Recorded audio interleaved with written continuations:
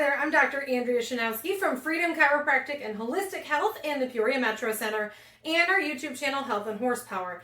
And this week, I want to talk a little bit more about how to meal plan for busy households. So whether you are a stay-at-home mom, a working mom, or just someone who is trying to juggle a million tasks at once, I have some tips for you. So back in December, I went through some ideas for how to meal plan for the week.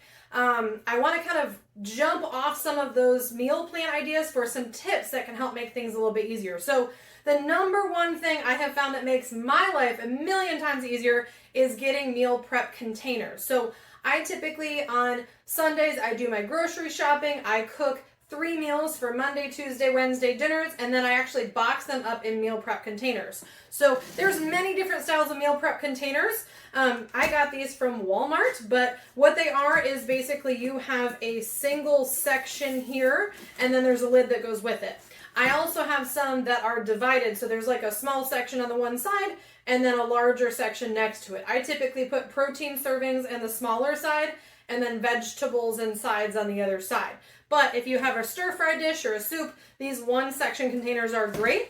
They also make 3-section containers. So if you have, like, say, a bun or something like that that goes with the food, you can definitely prep those separately and have a different container. But I have found this makes my life easier. And typically I have one shelf in the fridge that I have Mondays, Tuesdays, and Wednesdays behind it. So even my kids know what day is what. And I have a nice little calendar in my kitchen that tells them what they're eating each day so that they can kind of look forward to the days ahead or sometimes even request something again. The second tip I have is to actually cook things together and then season after. So batch cooking. So like for this week, for example, I did chicken. So I actually took on Sunday night for dinner, we had grilled chicken in a pan with some strawberry balsamic seasoning. So I made that chicken, I cut it up and cooked it on the stove.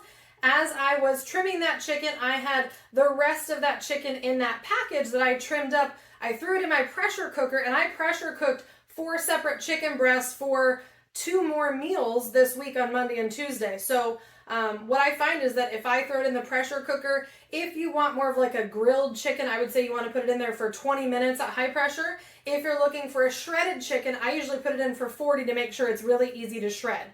And then with that shredded chicken, I actually made a barbecued pulled chicken sandwich for yesterday, Monday, on Monday. And then for Tuesday, I actually used the rest of that shredded chicken and made a cold chicken salad that goes on a croissant. So again, different flavorings. I seasoned them differently, but I cooked all the chicken together and then I separated it out and seasoned it separately for those different meals. So that saves me a lot of time rather than having to cook 3 separate meals. I can cook all the chicken together and then just season it different for different meals that week.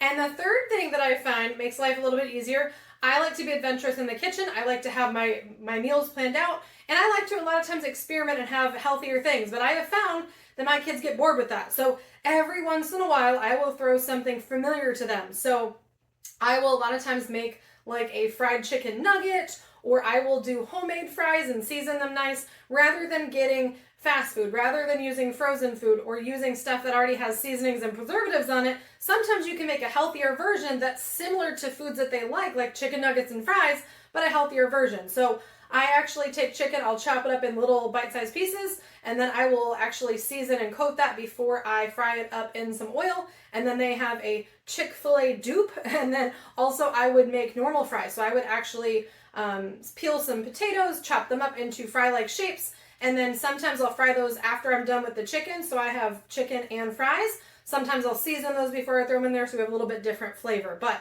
makes it really easy if you can have familiar foods that they like, or every once in a while we'll make a pizza at home as one of our meals too. So those are 3 tips. So use your meal prep containers, batch cook and season afterwards when you split it up, and then make sure there's some familiar, not so healthy foods mixed in there, or maybe healthier versions of those that you make every once in a while to keep it interesting and palatable for kids. Hopefully you'll join us again next week. We're going to talk a little bit more about how to take care of moms this month. Obviously, moms are always worried about making sure kids are eating great meals. I want to make sure you have some tips to make that easy for you.